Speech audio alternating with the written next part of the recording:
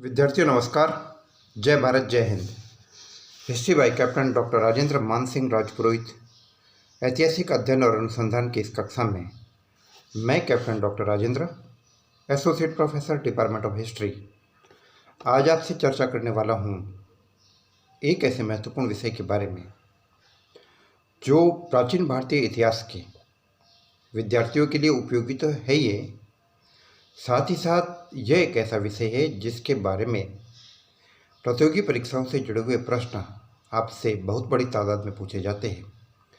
विद्यार्थियों, इस टॉपिक का संबंध है इतिहास के उस पात्र से, इतिहास के उस किरदार से जिसकी जब विश्व इतिहास में तुलना की जाती है तो उसके लिए कहा जाता है कि वो भारतीय नेपोलियन है। मेरा अनुमान है कि विद्यार्थियों अब तक आप आसानी से समझ गए होंगे कि मैं किसके बारे में बात कर रहा हूँ। बिल्कुल, आप एकदम सही सोच रहे हैं।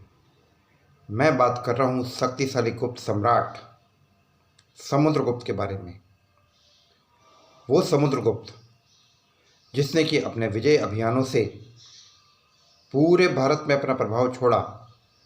वह समुद्रगुप्त जिसके बारे में कहा जाता है कि जिसने उत्तरी भारत के 2 अभियान करके पहले दौर में 2 अभियान संपादित किए गए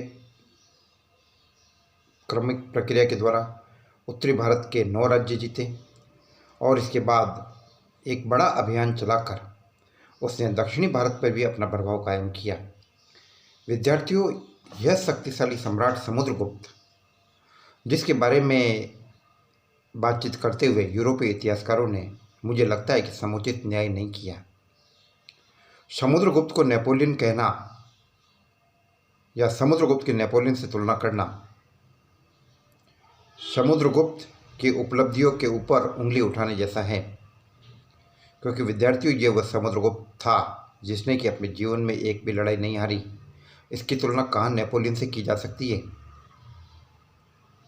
जो अंतिम समय में अपने जीवन के अंतिम समय को उसने एक कैदी के रूप में निकाला और एड़ियाँ रगड़ते हुए मृत्यु को प्राप्त हुआ।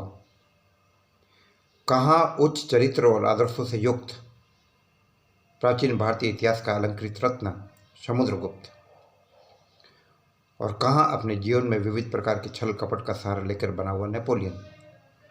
तो यूरोपीय इतिहासकारों ने समुद्रगुप्त के साथ पूरी तरीके से न्याय नहीं किया है। विद्यार्थियों, आज की कक्षा में मैं आपसे बात करता हूँ समुद्रगुप्त की एक विशिष्ट नीति के बारे में। एक ऐसी नीति जो आगे चलकर पथ प्रदर्शक बनी, आदर्श बनी भविष्य के राजाओं के लिए। विद्यार्थियों, समुद्रगुप्त की इस नीति को दक्षिण नीति से जोड़ा जाता है। समुद्रगुप्त की दक्षिण नीति भ्रष्ट राज्य प्रतिष्ठापक उन्मूलन मोक्ष द्वार नीति, यानी जब समुद्रगुप्त ने अपने पाटलिपुत्र के केंद्र से पूर्वी भारत से सुदूर दक्षिण में एक विशाल अभियान चलाया, जिसमें हम देखते हैं कि उसने दक्षिण के 12 राज्यों को अपने नियंत्रण में किया। ये 12 राज्य काफ़ी दूर दूर क्षेत्रों में फैले हुए थे, जिसमें वेंगी का हस्तिवर्मा, कांची का विष्णुगोप, अवमुक्त का नील, कौशल का महेंद्र, महाकांतार का व्याघ्रराज, कोराल का मंटराज, देवराष्ट्र का कुबेर, पालक का उग्रसेन। तो यह एक ऐसा सुदूर दक्षिणी क्षेत्र था जिस पर समुद्रगुप्त की सेनाओं ने अपना विजय अभियान संपादित किया और जिसके बारे में हमें विस्तृत जानकारी प्राप्त हो रही है, बड़े पैमाने पर जानकारी हो रही है समुद्रगुप्त की प्रयाग प्रशस्ति से, जिसे उसके दरबारी लेखक, उसके महादंडनायक, उसके महासंधि विग्रह और खाद्य पाकिक। विद्यार्थियों, ये तीनों पदवियाँ और उपाधियाँ एक ही व्यक्ति को थी। महासंधि नायक जो विदेश मंत्री के रूप में कार्य करता था एक प्रकार से, महादंडनायक जो राज्य में लॉ एंड ऑर्डर कानून व्यवस्था को बनाए रखने की जिम्मेदारी रखने वाला सर्वोच्च अधिकारी और खाद्य पाकिक दैट मीन्स राजा का जो रॉयल किचन होता था उससे बनने वाली तमाम चीज़ों पर, उनकी शुद्धता पर, उसके अंदर कोई जहर न मिला दे, इन तमाम बातों की निगरानी का जिम्मा जिस व्यक्ति पर था उसको खाद्य पाकिक नियुक्त किया जाता था। तो इन तीनों पदों को एक साथ संभालने वाला वो व्यक्ति जिसने कि प्रयाग प्रशस्ति लिखी, 33 पंक्तियों में लिखी, जो इलाहाबाद प्रशस्ति के नाम से भी जानी जाती है। और इस प्रशस्ति में उसके लेखक ध्रुव सेन के पुत्र हरिसेन ने, हरिसेन जो कि प्रयाग प्रशस्ति का लेखक माना जाता है, उसने बड़े विस्तार के साथ समुद्रगुप्त की दक्षिण विजय का उल्लेख किया।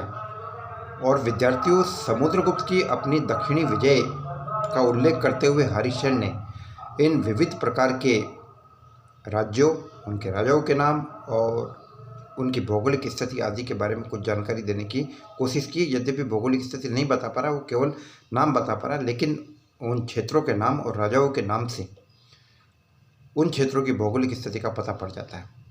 तो विद्यार्थियों, बात है दक्षिणी नीति की।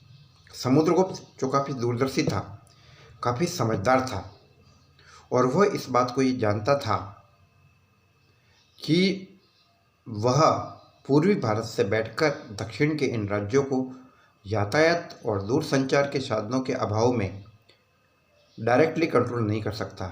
इसलिए समुद्रगुप्त ने एक अच्छे प्रशासक और एक अच्छे कूटनीतिज्ञ के रूप में अपने व्यक्तित्व का परिचय देते हुए उसने दक्षिण के राज्यों को आंतरिक तौर पे पूरी तरीके से स्वतंत्र कर दिया।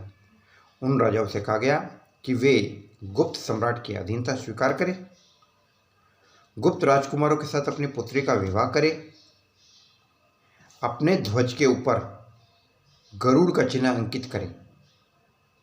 गरुड़ जो कि गुप्तों का राजकीय चिन्ह था, गुप्त अपने आप को परम भागवत कहते थे और विष्णु का वाहन था गरुड़।